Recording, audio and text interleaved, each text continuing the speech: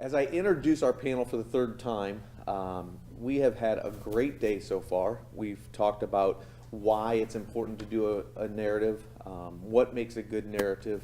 We talk about it from a billing perspective. We've talked about it from a legal perspective. We've talked about it from a reimbursement and billing and so forth. And today you have on the workshop webinar team, we've amassed over nearly 100 years of combined experience. I myself have 0, but the panel is filled with experience. So I'm going to introduce our first panelist, Phil Sanderson.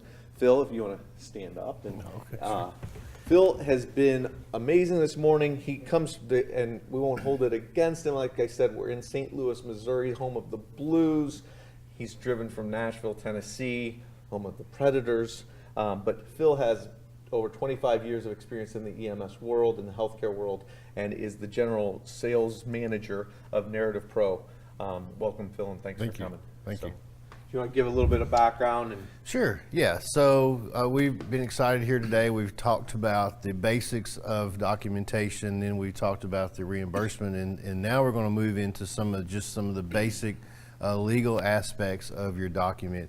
And then also stay tuned after this, because we're going to do an informative demonstration of Narrative Pro. So I do come with 27 years of industry knowledge, being in EMS and also in healthcare in general, starting off in the field, moving into training, and then into the administration of EMS.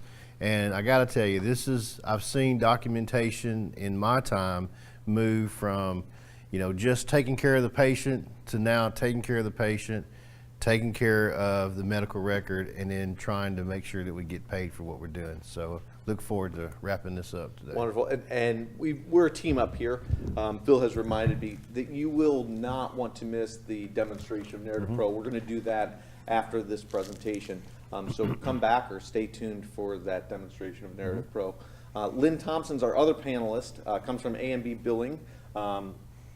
Come on up. He didn't want to stand up, but we're trying to make this as interactive as possible. So Lynn has over 29 years of experience in the EMS world, and from a billing perspective has shed a great light on third-party billing as well as the pros and cons of narrative writing solutions.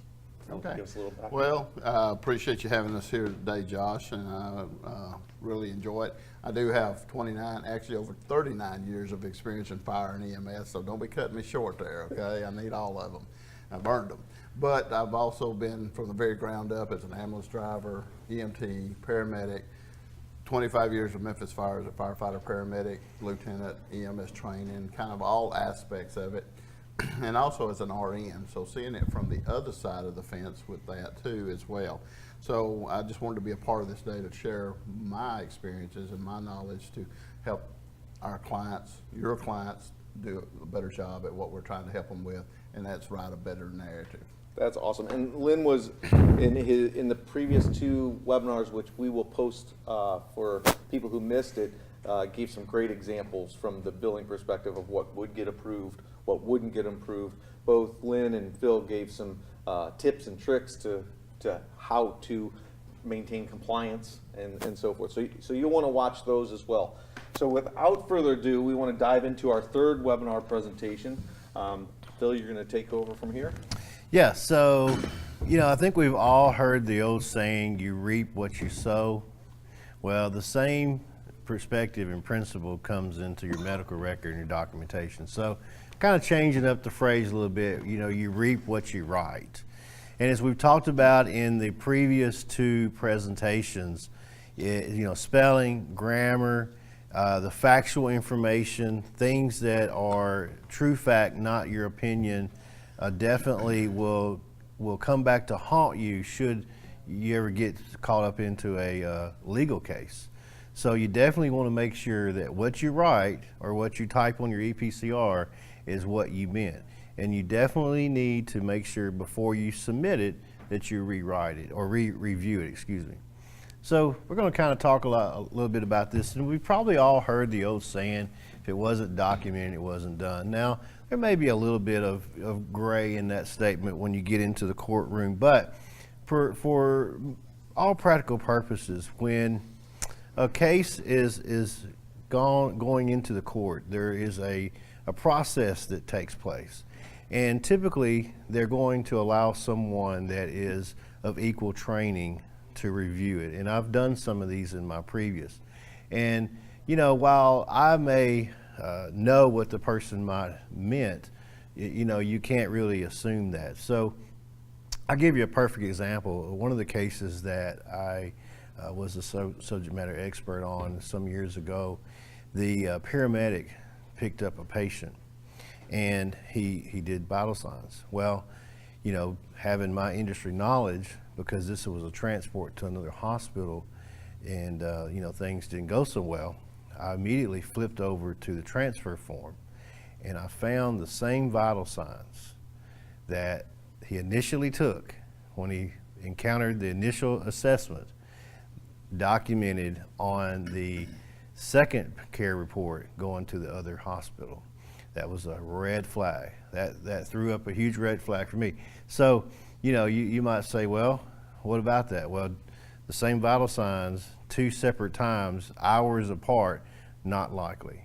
Maybe close, but not likely. So the little things like that are a big factor. And then also too, in other cases that I've had a chance to look at, you know, somebody says, well, we did this. Okay, well, I don't see it here in the medical record. And so as a subject matter expert, when I've had a chance to do that, then, you know, my job is to report back to the attorney what my findings are, and then they take it forth and either settle it out of court or take it into court. And if it goes into court, you've got a group of people who are probably not familiar with medical terms and not familiar with what things, you know, are between the lines. So it's very important that, you know, you document everything and it's very clear and concise. So, as I just said, you know, to the jury, the medical record could be very confusing and foreign to them and somewhat intimidating. So, again, to be very clear. All right, a jury may not understand what you mean, and therefore, you know, a different story is told. And we, you know, we could probably sit here for, you know, half a day and talk about, you know, some examples of that. And I'm sure from the billing perspective, you know, Lynn's probably encountered some of those as well. You know, their opinions, you know, they basically come from the evidence that is presented to them, which is clearly the medical record. So some errors that may cost you: use of abbreviations. I like to point this one out because as EMS professionals, we're very bad about just kind of making up some of our own terms in our own abbreviations, and we talked about this earlier in the documentation presentation. So you need to make sure that if your service or you are an individual who likes to use abbreviations in your documentation, that they are approved. And what I would highly recommend is that your organization or your local service put together a use of approved abbreviations that you as a group uniformly use, and keep those on file and make sure that they are, you know, legit. You know, we could make up a whole bunch of them, but there are a lot of medical dictionaries out there and a lot of medical abbreviations that are already out there. Some of them actually mean different things. They may be the same thing. So that's another reason why you should have a approved in your service. Keep those on file. Keep those, you know, readily available, that should a patient care report go to court, that the attorney or the subject matter experts can call upon your leadership or whoever your compliance officer is. You can pull that up and it clearly defines what that abbreviation is. And it's also very important for, you know, billing aspects too. Yes. And then also too, this is another one, frustration charting. And, you know, having been in the industry for over 27 years and Lynn's been in it for over 39 years, we got into the industry because we wanted to take care of our community. You know, some of us and some of the folks in the audience here probably grew up in some of the small rural areas, or maybe it was a large metropolitan, but you have a connection with the folks there. You may even have family member, your mother, your father, your grandparents, whomever. And so, you get into this because it's a really, rewarding field and you want to take care of your patients. And then sometimes there's things that happen to us in our day-to-day that we don't like. We get a call that's frustrating to us, or maybe it's a patient that we've transported, many times this week. And quite honestly, that really doesn't matter because we're here for a purpose and we're here to take care of whoever calls us. But, we are human, and often we want to translate that or transpose that into our narrative, and it becomes a point of frustration. You can read those. If you, Josh, you said you don't have any knowledge, but if you're reading something, you can clearly define, hey, this sounds like this clinician was frustrated. Doesn't sound very factual to me. So it starts to tell a different story and leave a different impression, because remember, first impressions are extremely important. And Phil, I want to share this with our audience to make it as interactive as possible. Please submit your questions on things. Phil, you're hitting on a question for me right off the bat with this. We know that there's legality and there's cover your ass with the need to document.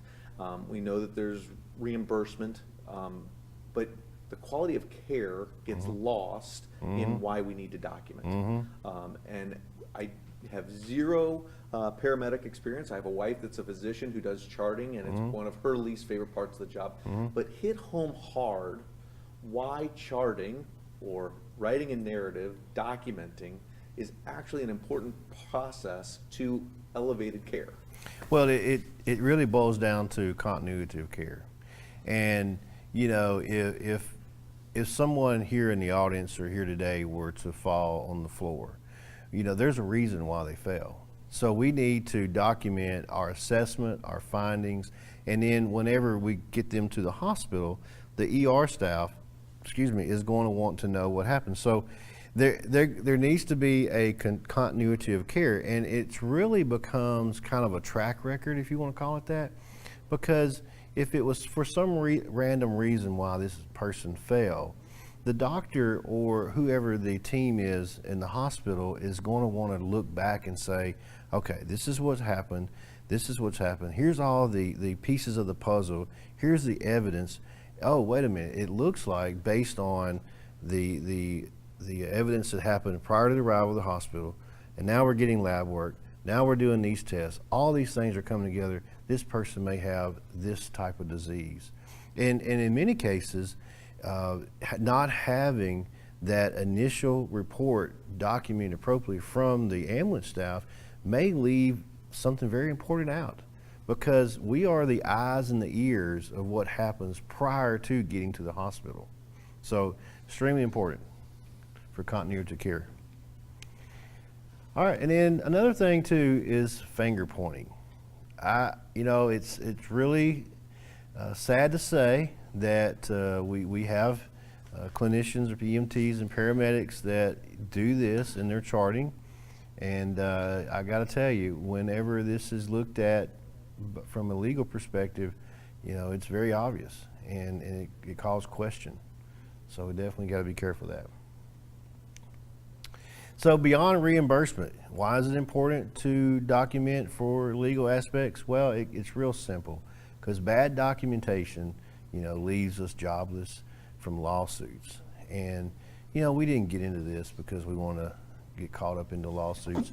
And from a liability standpoint, your service, your agency, they have liability insurance, and it's covered, to a certain amount, but there's a cost to that.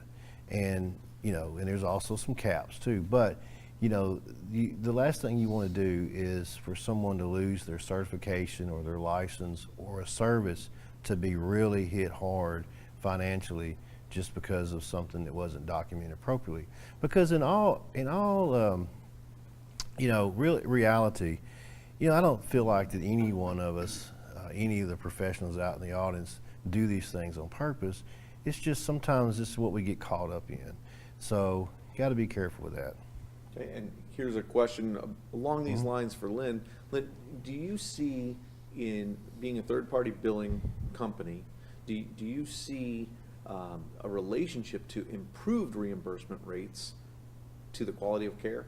Are you able to see that? Oh, absolutely, as long as you document it. Because you can be the greatest, clinician in the world, but if you don't have it written in a documentation that can be read readily by other medical personnel or legal, whatever the issue may be, it doesn't show. So yes, you have to document what you do. Because I think so many paramedics out there feel that the level of care they provide is independent of their documentation. I'm the best dang paramedic out there. I don't document very well. But that you guys both are testimonials of that's not true. Right. It's not. Yeah. And if you want to take it to a kind of a different spin, that's a good point there. There are a lot of good paramedics out there, a lot of good EMTs out there that don't document well. And, that doesn't really tell the reflection upon them. I mean, it tells the reflection on their hands-on, but why not go ahead and put it in your documentation so it's a well-rounded machine, so to speak. So that's a good point. So definitely you need to inspect your ticket, inspect your narrative, inspect your EPCR, whatever your terminology is. It needs to be clinically relevant information. Sometimes our EMTs and paramedics want to put things in they're not clinically relevant. And, if it has a relationship to the situation, the call, the scene, the pre-arrivals, all the sample history, then it's relevant. But if it's just something totally not, don't put it in there. It's not necessary. All right, and then there again, be very factual. Never jump to conclusions. And also too, if you have to alter your medical record, there is a really precise way to do that.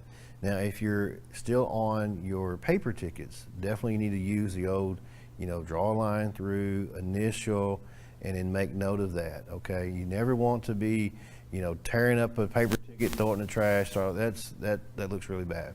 And then if you have to do addendums, you need to note that this is an addendum. You don't need to be deleting things that you've already written in your EPCR. So your service should have a compliance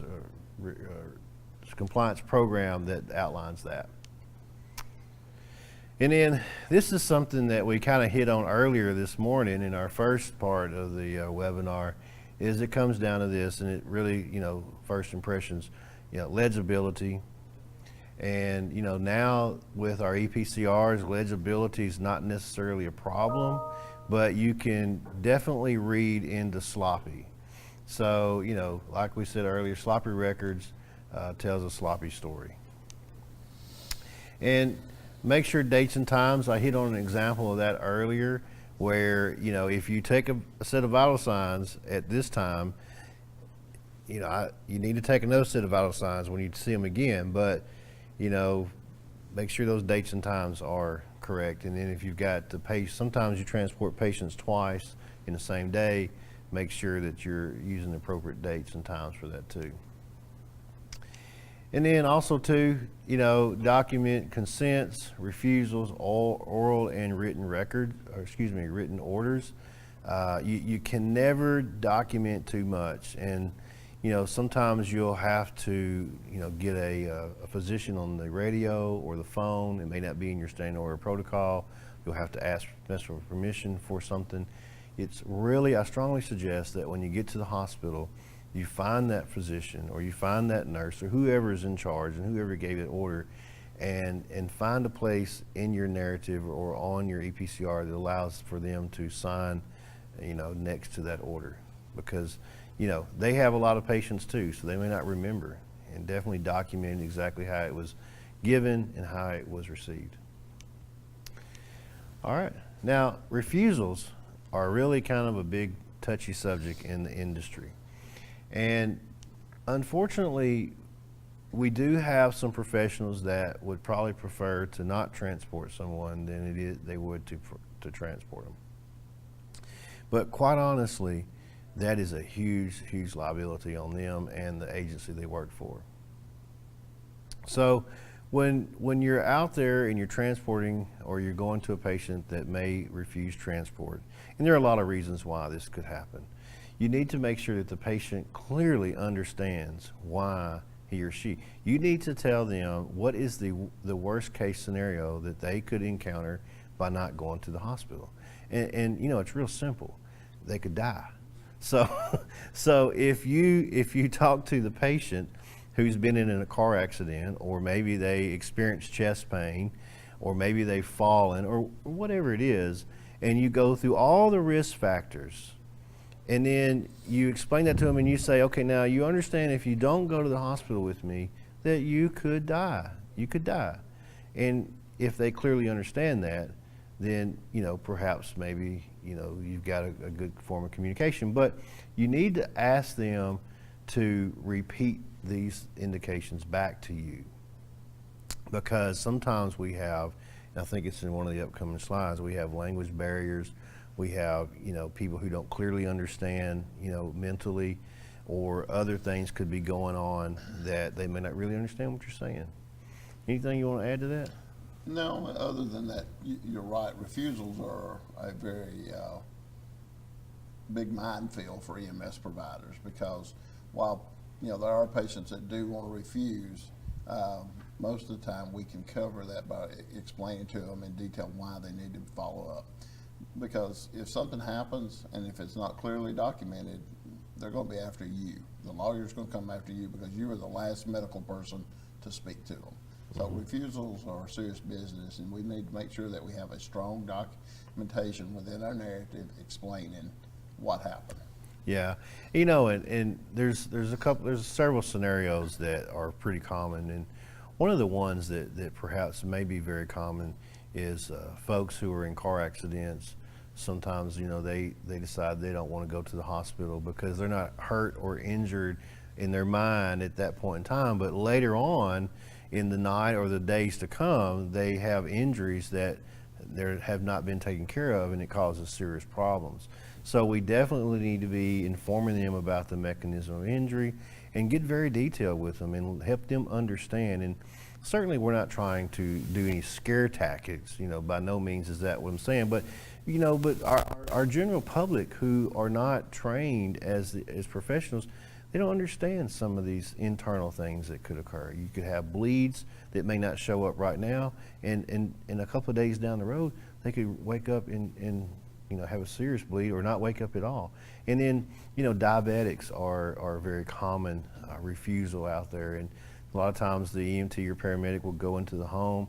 They will treat the diabetic patient. They will be unconscious. They'll give them some medication. The diabetic patient will come back alert, and then they're like, oh, I don't want to go because you fixed me, you rescued me. Well, the point of that is this: if the diabetic doesn't get up and start eating to sustain the blood sugar, then that medicine that they gave them is going to wear off and they're going to be right back where they came. And then sometimes, you know, some of our partners in law enforcement will take patients to the jail, and they'll be a diabetic and when they really got a head injury. So there's just a lot of things that really go into play here, and sometimes we don't give it the full, you know, credibility that we should. So just a couple of rules. These are not all inclusive. Your service should have its own policy, and you should review those with your administration or your legal team. So does the patient have the ability to understand that they are affected? You know, you need to find out. By substance abuse, you know, we have a lot of things going on out there in terms of substance abuse. We have language barriers, and then also too, we have just simply illnesses or injuries like I just described. So you must explain your issues like we just talked about, and then have that patient repeat it back to you so that you can get a clear understanding. And also too, in your document that the patient repeated back and what they repeated back, and put that in quotation marks. All right, so you need to make sure that when you're doing refusals that you do a full assessment, you do a sample history, you do vital signs. Now, you know, somebody in the audience may say, well, if the patient says, you know, I'm refusing, don't touch me, well, I get that. And certainly you can't, you know, kidnap them or do any harm to them, and there's laws against that. So if that be the case, then you're going to need to document that. And there may be some cases where you might need to have law enforcement involved to also, verify some of these things. All right. But obtain a signature from a witness, whether it be a family member, whether it be a law enforcement person, somebody on the scene that witnessed you, talking to the patient, trying to get them to go to the hospital, explain all the risk factors, and, the patient says, no, I don't want to go, and, get them to sign. And then also document the patient's explanation for refusing. Why is it you don't want to go? I just told you these are all the worst cases that can happen. You could die from this. And, find out, what they say, add that to your document. So consider the risks. And I say this to EMTs and paramedics that often, maybe don't want to transport the patient for various reasons. We get tired. It's 2 o'clock in the morning. We ran many, many calls. We've all been there. But really and truly, you're putting yourself and your service at a very, very high risk, and not to mention the patient. And quite honestly, if you think about it for a split moment, if you do this right, if you transport the patient and you document accordingly, you've probably done that in less time, and you've probably gotten back to your quarters, and you've probably gone back to bed, or whatever it is that you were doing, than if you were doing all of these things, preventive measures, and documented, then, if you just take them to the hospital. So as we talked about, be careful what you write. If the patient's status changes, document the ongoing assessment. And truthfully, like Lynn said earlier in the reimbursement section, you need to be documenting, 2 sets of vital signs. Well, you need to document, your primary and your secondary assessment. And that's one of the really nice features of Narrative Pro, because it actually has a feature in the platform that allows you to do that, and it speaks to that, and it's prompting you to do that, and it's very easy for you to do that. And another thing that often, our EMTs and paramedics like to do, especially if it's a familiar patient, is we can wrap this ticket up right quick and kind of relax for a moment on the way to the hospital, do our observation. But, anything can happen along the way. And certainly, it's really not a good idea to finish up your documentation before you turn over care to the ED, because what happens in many cases is you've transported Miss Jones. You know her personally. You transport her 3 times a week, and so you do your documentation, and before you really ever get out of her driveway, you've already turned her over to the caregiver, when in fact you've not even left the driveway. Well, what could happen, and probably happens more often than we know, is that Miss Jones may deteriorate between point A and point B. Now you've completed your documentation, and you've got to do some backing up. You got to do some addendums, because you shouldn't be trying to alter that.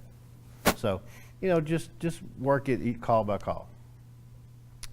So, just kind of reinforcing things that we've talked about throughout the day. Documentation is the best way to keep you out of courts. You want to be able to document so that you can understand 10 years down the road, and then also to document accordingly for your reimbursements. And as we said, the medical record, the continuity of care, all those things are equally as important. You want to maintain your license or certifications. I don't know about you guys, but quite honestly, I don't ever want to go through that again. All right, I keep up my CEUs, and I have typically 4 times as much as I need, because I don't want to have to take that test again. Right? I don't know about you, Lynn. No, don't want to repeat it in any way. Not at all. And then, of course, just good practice from fraud and abuse, and then, to defend yourself. And that's what it's all about: defend yourself, best practices for the medical record, and again, reimbursement. And I hate to keep harping on that, but it's really about patient care, and it's really about getting paid.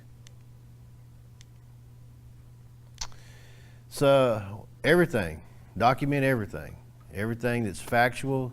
You don't want to document things that are just opinionated. You don't want to finger point. You don't want to insert frustration, but you want to document everything that is from the time you're getting the call to the time you drop them off.